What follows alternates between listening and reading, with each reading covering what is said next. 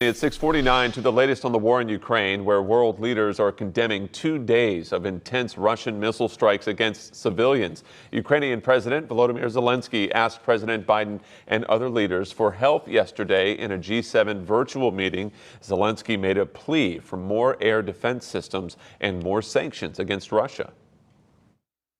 I am asking you to strengthen the overall effort to help financially with the creation of an air shield for Ukraine. Millions of people will be grateful to the Group of Seven for such assistance.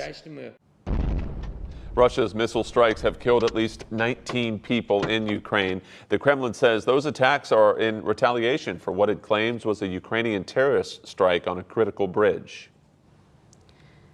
All right, it's 6:50, and we heard from President Joe Biden overnight, who from a primetime interview, actually. Yeah, the wide-ranging chat focused largely on foreign policy. Amy Lou is in Washington. Well, Patrick and Destiny, President Biden made comments about Russian President Vladimir Putin and gave fresh insight over escalating tensions with Russia and Saudi Arabia. Do you think Putin is a rational actor? I think he is a rational actor who's miscalculated significantly.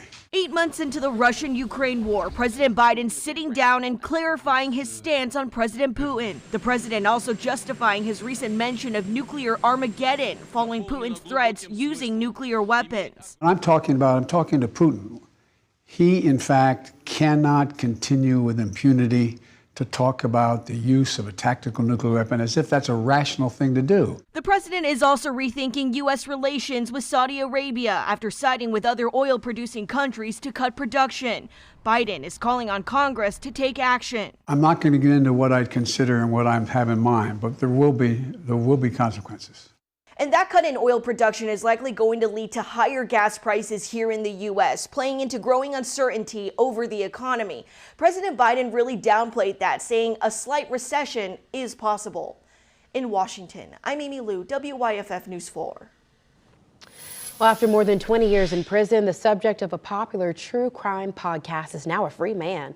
Prosecutors in Baltimore dropped all charges against Adnan Syed yesterday, meaning he will not face another trial. Syed was serving a life sentence in prison for the 1999 kidnapping and murder of his high school ex-girlfriend. Syed maintained his innocence, and the case became popular through the podcast Serial. The state's attorney said yesterday recent DNA testing excluded Syed from the DNA recovered from evidence.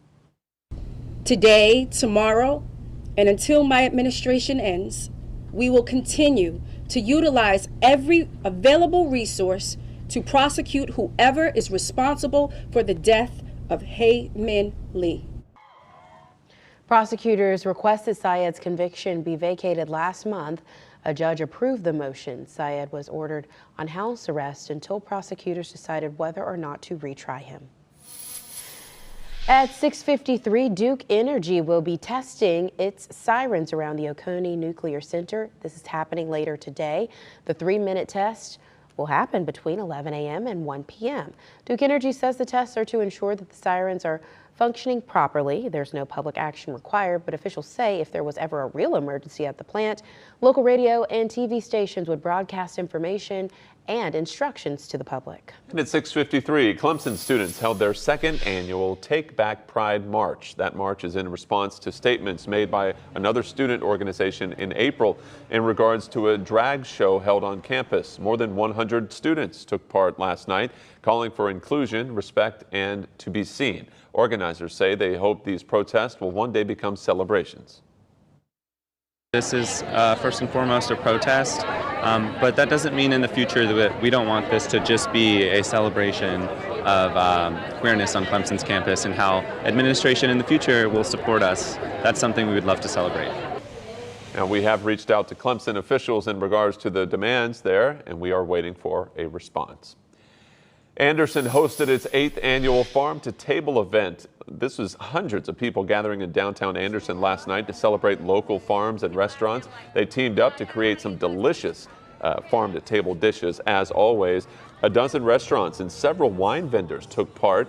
And Anderson official says this year the event sold out. It's the first time the event has been held since the pandemic. That is great to see. Yeah, it is. And we're just 2 days away from the start of fall for Greenville.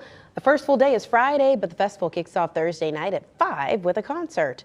The Food and Music Festival downtown runs until Sunday night at 7. Event organizers say even more restaurants are participating this year. Tickets can be purchased online, and if you go, be sure to stop by our booth. Many of us will be out there throughout the weekend, and we hope you'll come by to say hello.